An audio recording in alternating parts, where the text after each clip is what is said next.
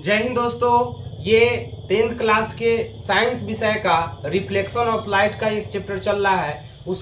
उसी में आज का एक टॉपिक है छाया। ये बहुत ज़्यादा इम्पोर्टेंट है कि आखिर ये छाया क्यों बनता है। आप लोग को पता होना चाहिए कि किसी वस्तु का प्रतिबिंब यानी छाया क्यों बनता है। जैसे मेरा प्रतिबिंब आपको थोड़ा थोड़ा पीछे दिखाई दे रहा होगा, आखिर ये क्यों बनता है, ये टॉपिक है आज का।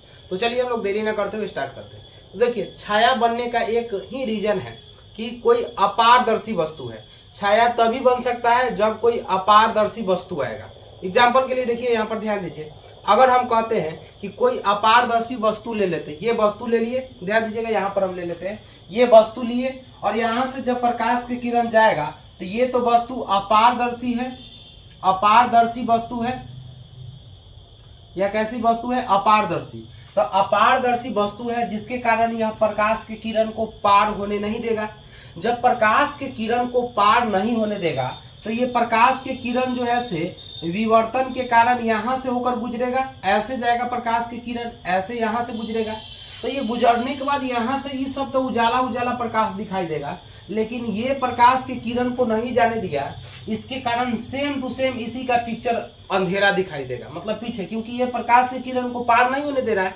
तो जब पार नहीं होने देगा तो किरण उसके किनारे से होकर गुजर के जाएगा, और जब किनारे से होकर गुजर के जाएगा तो उसके अगल बगल का क्षेत्र प्रकाशित रहेगा, और जो आकार की वस्तु है उसी आकार, मतलब जितना दूर प्रकाश नहीं जाने देगा उतना दूर उसका वस्तु का प्रतिबिंब जो है सीधे दिखाई देगा, काला क्षेत्र। तो इसी को हम लोग कहते हैं क्या? छाया। तो याद रखिएगा, जब किसी अपारदर्शी वस्तु पर प्रकाश को आपतित किया जाता है तो वह अपारदर्शी वस्तु क्या करता है? प्रकाश को जाने नहीं देता है। तो इस क्रम में क्या होता है, इसी वस्तु के सेम आकार का जो है सेम आकार का एक काला क्षेत्र उसके पीछे बन जाता है, और इसी क्षेत्र को हम लोग क्या कहते हैं? छाया कहते हैं। बात समझ गए? यानी जब कोई अपारदर्शी वस्तु होता है, यहाँ पर लिख दिए कि जब प्रकाश की किरण किसी अपारदर्शी पदार्थ पर पड़ती है, मतलब ये अपारदर्शी पदार्थ है, पड़ती है, तो वह किरण को पार होने नहीं देता है, और यह किरण को पार नहीं होने देगा तो इसके आरी आरी से प्रकाश जाएगा, बाकी इसको पार नहीं होने देगा। सेम टू सेम इसी के पीछे